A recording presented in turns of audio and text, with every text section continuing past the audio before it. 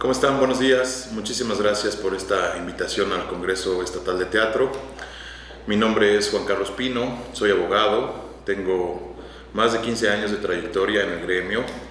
Hemos asesorado varias personas y empresas en el ámbito de la explotación de los derechos de autor y la defensa de sus derechos. Entonces, ahorita vamos a abordar para ustedes, los artistas, ciertos temas importantes que ustedes tienen que tener en consideración a la hora de desarrollar sus obras, difundirlas, explotarlas o transmitir su propiedad y sus derechos a alguien más.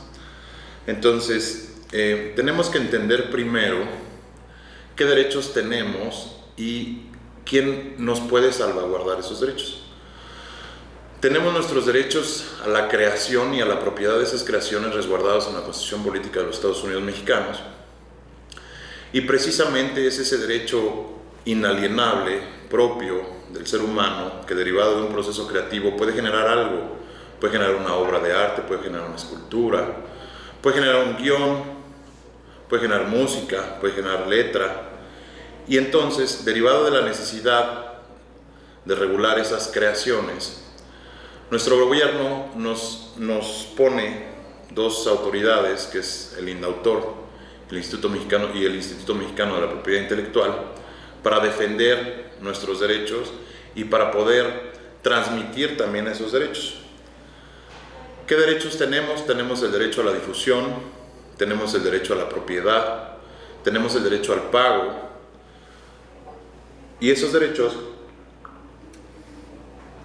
son los que a través de un contrato y a través de un registro de ese contrato se nos protegen y se nos cuidan. Por ejemplo, podemos tener una obra que ha sido contratada por alguien más que nos la ha encomendado, pero tenemos la necesidad de firmar un contrato con esa persona, porque esa obra, esta persona puede decir que es suya y no reconocer nuestro derecho de esa propiedad. Entonces es muy importante que cuidemos cómo firmamos el contrato, qué clausulado le ponemos a ese contrato, qué condiciones va a tener esa obra, si vamos a poder transmitirla o no vamos a poder transmitirla, si vamos a poder difundirla o no vamos a poder difundirla, cuánto vamos a cobrar, cómo lo vamos a cobrar, en qué tiempo lo vamos a cobrar. Es importante que ustedes conozcan estos derechos, es importante que ustedes puedan tener el conocimiento y puedan disipar las dudas, para que no tengan ese miedo de poder hacer las obras, no tengan ese miedo de que alguien más me las va a poder quitar. Siempre y cuando ustedes las hagan, siempre y cuando sean originales, que no modifiquen una obra que ya esté registrada, que no alteren el derecho de alguien más de poderla difundir, de poderla transmitir. Tenemos que abordar también un tema muy importante de los tipos de contratos que ustedes deben de firmar cuando alguien los contrate, ya sea para la transmisión de la propiedad, para la cesión del uso de la obra o para una obra por encargo. Entonces, todos los contratos deben de establecer ciertos requisitos como lo son la temporalidad, por cuánto tiempo va a estar vigente ese contrato, la remuneración que ustedes van a recibir, y si va a ser una cesión de derechos, va a ser una obra por encargo o va a ser una sociedad entre productor y creador, ¿no? Tenemos que saber que podemos nosotros ceder el uso de nuestra obra por determinado tiempo y nos van a pagar una cantidad cierta en ese momento y nada más. Y nada más va a poder usarla para lo que nosotros digamos que la va a poder usar. No va a poder salirse de esa esfera artística o de esa explotación de esa obra por ese tiempo y por ese uso. Pero también nos pueden hacer una obra por encargo en la que en el contrato se va a establecer que esa obra, si bien la vamos a crear nosotros, la obra que sea, ya sea una escultura, ya sea un guión, ya sea una coreografía, un cuadro, pero es una obra por encargo en el que una persona te está contratando para hacer algo, y ese algo, como es una obra por encargo, tú le vas a transmitir los derechos de propiedad de esa obra. Se te va a dar a ti el reconocimiento de que tú hiciste esa obra, va firmada por ti, va reconocida por ti como artista, pero lo que pase después de que tú le entregas la obra ya no es ni tu derecho ni tu responsabilidad. Si esa obra él la revende, la exhibe en la Galería de Nueva York, en donde sea, ya es el titular de ese derecho el que puede hacerlo. Tú sí tienes como artista el derecho a divulgarla, a darla a conocer. Tienes el derecho como artista también de que esa obra no se pueda modificar sin tu autorización, porque tú la hiciste, el proceso creativo fue tuyo. Entonces nadie más puede alterarla si no es por tu consentimiento. También debemos establecer el grado de participación de cada uno de los artistas, llámense músicos, llámense escritores, llámense pintores, en esa obra en específico. No es lo mismo la persona en el ámbito, por ejemplo, de la música, que escribe toda la letra y se junta con una banda de músicos a hacer los arreglos musicales, y el grado de participación es limitado para cada uno de ellos, y debemos establecerlo muy bien en el contrato, quién va a participar y cómo va a participar, en qué porcentaje va a participar, porque eso nos va a dar pie que cuando nosotros demos a conocer nuestra obra y empecemos a recibir una remuneración por esa obra, va a ser mucho más fácil determinar cuánto te toca a ti artista, cuánto te toca a ti artista y cuánto te toca a ti artista. Y entonces evitemos los conflictos entre las sociedades artísticas de decir, oye, pero es que a mí me tocaba más. No, papelito habla. Tenemos un contrato en el que tú participaste en el 25% de la creación de esta obra y te corresponde el 25% de las utilidades, y tenemos que hablar de utilidades, de la transmisión y de la propiedad de esta obra.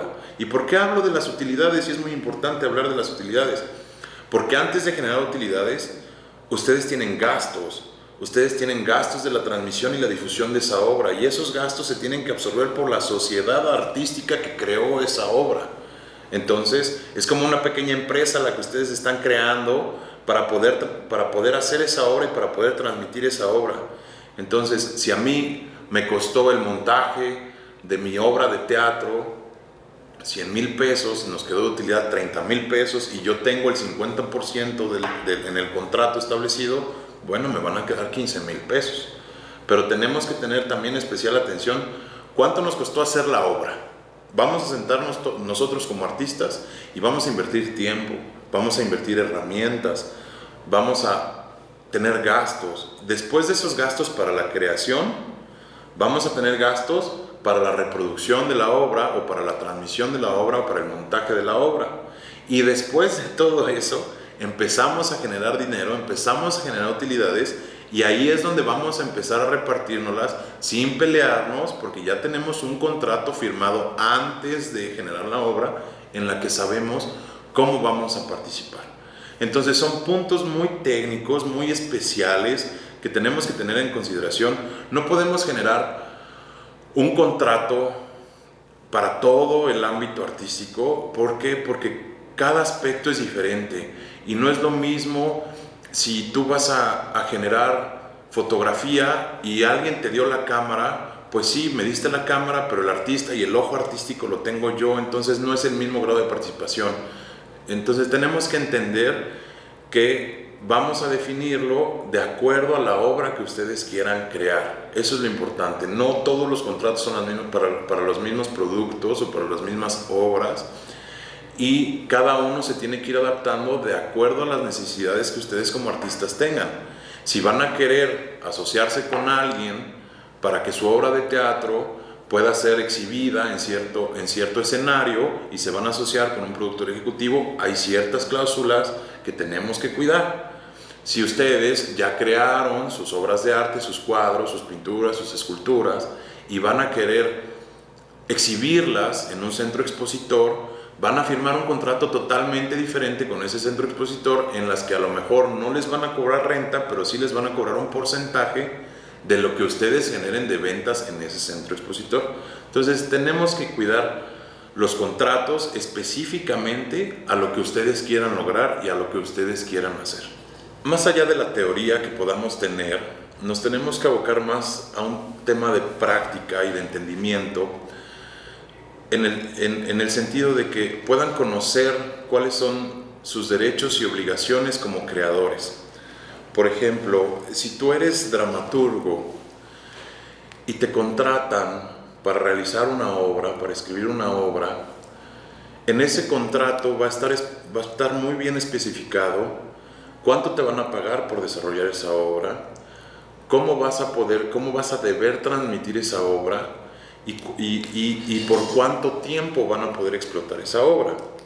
Es muy importante poner especial atención cuánto vas a recibir de regalías por la presentación de esa obra, o no vas a recibir ninguna regalía por la presentación de la obra y solamente te están contratando para escribirla. Esos son los puntos medulares que debemos poner especial atención en la creación de nuestra obra. O si tú vas, la creas, la registras en el INAUTOR como propia y después sales al mercado a ofrecer tu obra, a transmitir tu obra, a presentar tu obra, y algún productor ejecutivo invierte en el montaje de esa obra, vas a tener que cuidar también la relación que vas a tener con el productor y cuánto dinero van a ganar cada uno de ustedes y quiénes van a participar en la producción de esa obra. Son los puntos que se tienen que cuidar siempre, porque precisamente es lo que ha pasado siempre en este gremio, que los abusos de las personas que tienen el dinero para poder producir esa obra se aprovechan del desconocimiento de los artistas y de la necesidad de los artistas y de la buena fe de los artistas porque su obra se dé a conocer, que no estipulan bien en el contrato cuánto les van a pagar. Y en el momento en el que el artista se da cuenta que el productor está ganando mucho más de lo que pensaba o de lo que se había estipulado, y el artista quiere reclamar, el productor va a sacar su papel y te va a decir, pues es que tú me lo firmaste. Entonces siempre es bueno contar con un abogado que ponga especial atención en los puntos clave de los contratos, de las obras, cómo se registran las obras, cómo se transmiten las obras, para que no tengan esos problemas.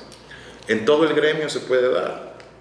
Tenemos que poner, por ejemplo, una bailarina que se especializa en montar coreografía. La coreografía también es registrable, y esa coreografía es única para cierta obra, y se registró nada más para esa obra, o la contrataron nada más para esa obra, y entonces alguien más ve esa coreografía, le gustó, y la monta para otro espectáculo, para el que sea. Está violando un derecho de esa autora o ese autor de esa coreografía, y tenemos que saber cómo lo está violando, si la modificó la coreografía, en qué grado la modificó, si la registró o no la registró, y poder tener a alguien, una persona de confianza, que vaya y reclame y demande el mal uso de esa coreografía. Lo mismo pasa con los músicos. Los músicos generan la letra y la música de esa obra, pero por lo regular en el gremio se juntan varios músicos a generar una canción. Y entonces tenemos que delimitar la participación de cada uno de los músicos en esa obra en específico, y cómo se van a separar los derechos de cada uno de los que participaron en esa creación, en qué porcentaje se puede delimitar, en qué porcentaje participa cada uno. No es lo mismo que una sola persona escribió toda la letra, va a tener mayor participación en la explotación de esa canción, que alguien que nada más fue y hizo los arreglos musicales. Eso es lo que tenemos que tener también en un papel, no nada más en la creación, también en un papel especificado, quién participó, en qué grado participó, cuánto le corresponde y qué derechos tiene. Podemos establecer quién es el único autor de esa canción que tiene el derecho de transmisión y explotación, o todos tienen el derecho de transmisión y explotación. Nos pasa con los fotógrafos. los fotógrafos que se les contrata para hacer una sesión fotográfica ejecutiva para uso personal, se le contrata el servicio para una sesión ejecutiva para uso personal, y entonces de repente esa sesión ejecutiva sale al mercado y esta persona se pone a venderla. Bueno, pues está violando el derecho del fotógrafo porque nunca autorizó el fotógrafo que su trabajo fuera de uso comercial, era de uso personal. Si ese fotógrafo hubiera establecido en el contrato que le autorizaba a esta persona a hacer un uso comercial de sus fotografías, de su trabajo, bueno, pues entonces esta persona pudo haber salido al mercado a vender esas fotografías. Pero como no se estableció, está violando el derecho del fotógrafo, más allá que haya sido una obra por encargo, más allá que haya sido una prestación de un servicio. El fotógrafo sigue teniendo el derecho inalienable de prohibir que se comercialice o de autorizar que se comercialice su obra. Entonces, ahí es donde alguien de confianza debe entrar con ustedes, un abogado que tenga el conocimiento técnico de cuál es el procedimiento del registro primero de una obra. Primero tenemos que registrarla bien en los apartados que les corresponde. Segundo, debemos de cuidar muy bien el contrato que vayamos a firmar con quien lo vayamos a firmar, llámese productor ejecutivo, llámese un establecimiento, un teatro para presentar la obra, porque los teatros también cobran un porcentaje, llámese un centro expositor de obras plásticas. Si vas a vender una obra plástica en un centro expositor, ¿qué porcentaje se le va a quedar de esa obra al centro expositor?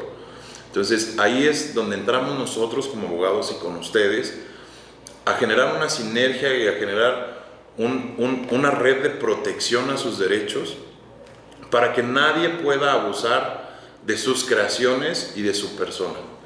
Los invito a que puedan consultar los datos de información de nuestro despacho. Estamos a su disposición. Tenemos jornadas de capacitación, tenemos cursos, tenemos un manual, y también les dejo los datos para que podamos tener una asesoría personal con ustedes y aclarar todas las dudas que puedan tener al respecto. Muchas gracias por la invitación. Saludos.